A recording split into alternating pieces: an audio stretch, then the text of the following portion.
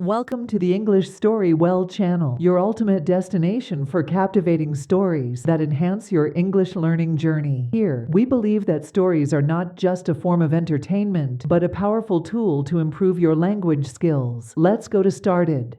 Going to the pharmacy or drugstore is a common task that most people do when they need medicine or healthcare products.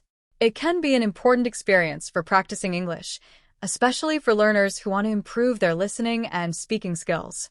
In this story, we will follow the journey of Sarah, a young woman who visits the pharmacy to get some medicine. Along the way, we will learn useful English words and phrases related to visiting a pharmacy and speaking to a pharmacist. Chapter 1. Not feeling well. Sarah woke up one morning with a sore throat and a headache. She felt tired, and her nose was runny. She realized that she might have caught a cold. Sarah knew she had to go to the pharmacy to get some medicine to help her feel better. She didn't like feeling sick, but she was confident that a visit to the drugstore would help her recover quickly. She got dressed, grabbed her wallet, and decided to head to the nearest pharmacy. She thought about what she needed: cough syrup, some throat lozenges, and maybe some cold medicine. Sarah knew it was a good opportunity to practice her English while talking to the pharmacist. Chapter 2. Arriving at the pharmacy. After a short walk, Sarah arrived at the local pharmacy. It was a small but busy shop, with shelves full of medicine, vitamins, and personal care products. The smell of disinfectant filled the air, and there were a few customers browsing the aisles. Sarah saw a counter at the back of the store where the pharmacist was standing. Sarah took a deep breath. She had practiced English conversations before, but speaking in real situations still made her a little nervous. However, she reminded herself that this was a great opportunity to improve her listening and speaking skills. Chapter 3. Speaking to the pharmacist. Sarah walked up to the counter where the pharmacist, a friendly-looking man, was helping another customer. When it was her turn, she smiled and greeted him. "Hi, how can I help you today?" the pharmacist asked kindly. Sarah hesitated for a moment, but then spoke confidently. "Hello, I'm not feeling well. I think I have a cold. Can you help me find some medicines?" The pharmacist nodded. "Of course. What symptoms do you have?" "I have a sore throat, a runny nose, and a headache," Sarah explained. The pharmacist listened carefully. "It sounds like you have a cold. I can recommend some over-the-counter medicine that will help. Do you need anything specific, like cough syrup or throat lozenges?" "Yes, I would like some cough syrup and something for my sore throat," Sarah replied. The pharmacist smiled and walked over to one of the shelves behind him. "We have a few options. For cough syrup, I recommend this one," he said, holding up a bottle. "It will help with your cough and soothe your throat. And for the sore throat, these throat lozenges should help reduce the pain." Chapter 4. Asking questions. Sarah looked at the cough syrup and the lozenges the pharmacist gave her. She wanted to make sure she understood how to use them, so she decided to ask a few more questions. "How often should I take the cough syrup?" Sarah asked. The pharmacist replied, "You should take 1 spoonful every 4 to 6 hours, but don't take more than 4 doses in one day." "Okay, and how about the lozenges?" she continued. "You can take 1 lozenge every 2 to 3 hours as needed, but don't take too many in one day," the pharmacist explained. Sarah was happy with the clear instructions.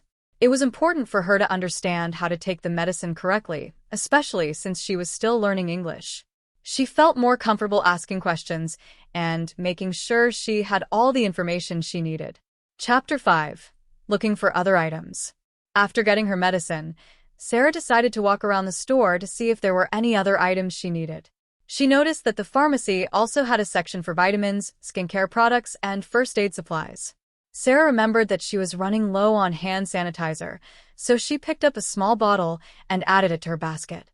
As she continued to explore the aisles, Sarah saw many familiar products, but she also noticed some new words on the packaging. She used this opportunity to practice reading in English. She looked at the labels on different items, such as pain relief, antibacterial cream, and multivitamins.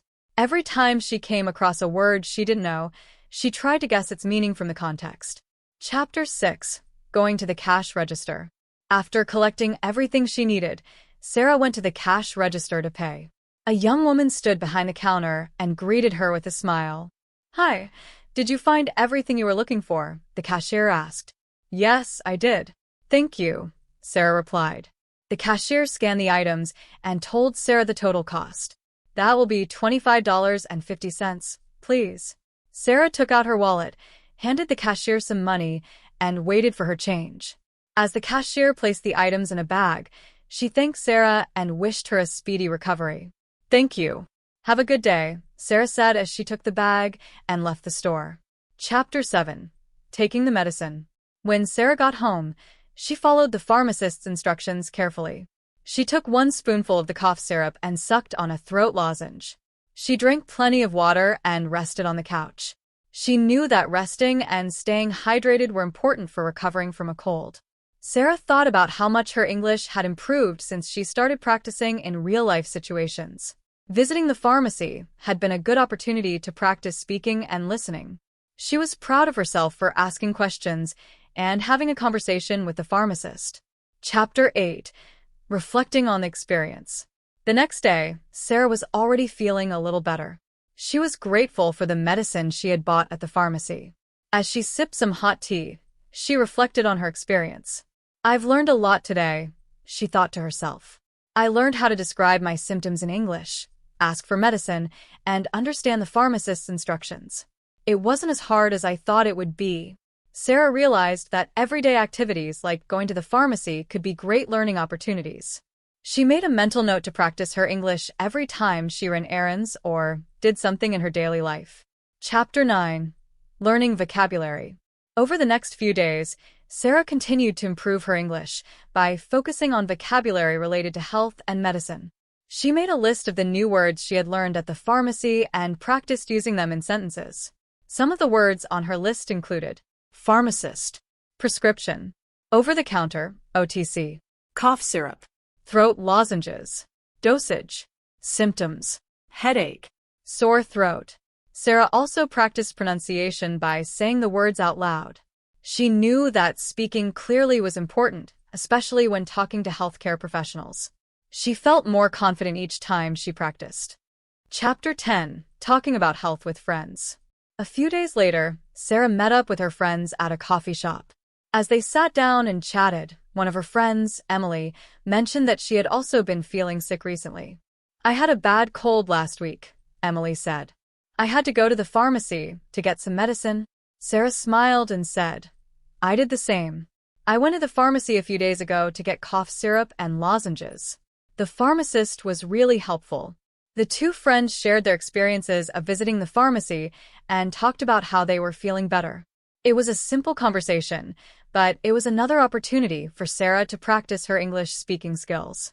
She was proud of how much more comfortable she felt discussing everyday topics in English. Chapter 11. Tips for visiting a pharmacy in English. Sarah wanted to share some tips with other English learners who might need to visit a pharmacy. Here are a few things she learned that helped her during her visit. Describe your symptoms clearly. When you speak to the pharmacist, be ready to describe how you feel. Use simple words like headache, fever, sore throat, or cough. This will help the pharmacist understand what kind of medicine you need. Ask questions. Don't be afraid to ask questions if you don't understand something. For example, you can ask, how often should I take this? Or, are there any side effects? Practice common phrases. Before going to the pharmacy, practice saying some common phrases like, I need medicine for a cold, or can you recommend something for a headache? Read the labels. When you're at the pharmacy, take your time to read the labels on the products. This will help you learn new words and understand how to use the medicine. Follow the instructions. Always follow the pharmacist's instructions carefully. If you're not sure about something, ask for clarification before leaving the pharmacy. Chapter 12. Continuing to learn. Sarah's experience at the pharmacy was just one step in her journey to improve her English listening and speaking skills. She knew that there were many other everyday situations where she could practice. Whether she was at the grocery store, talking to her doctor, or ordering food at a restaurant, Sarah was determined to keep learning and improving. She realized that the more she practiced in real-life situations, the more confident she became. Every conversation, no matter how simple, was an opportunity to learn something new. Visiting a pharmacy is a common and important task in daily life. For English learners, it can also be a valuable opportunity to practice speaking and listening skills. By describing symptoms, asking questions, and understanding instructions, learners like Sarah can improve their English while taking care of their health. The next time you need to go to the pharmacy, don't be afraid to practice your English. Remember, every experience is a chance to learn and grow. Whether you're a beginner or an advanced learner, our carefully curated stories cater to all levels, making learning English enjoyable and effective. Join our community of language enthusiasts and let the magic of storytelling transform your learning experience. Don't forget to subscribe and hit the notification bell to stay updated with our latest videos. Dive into Englishstorywell, where every story is a step towards mastering English.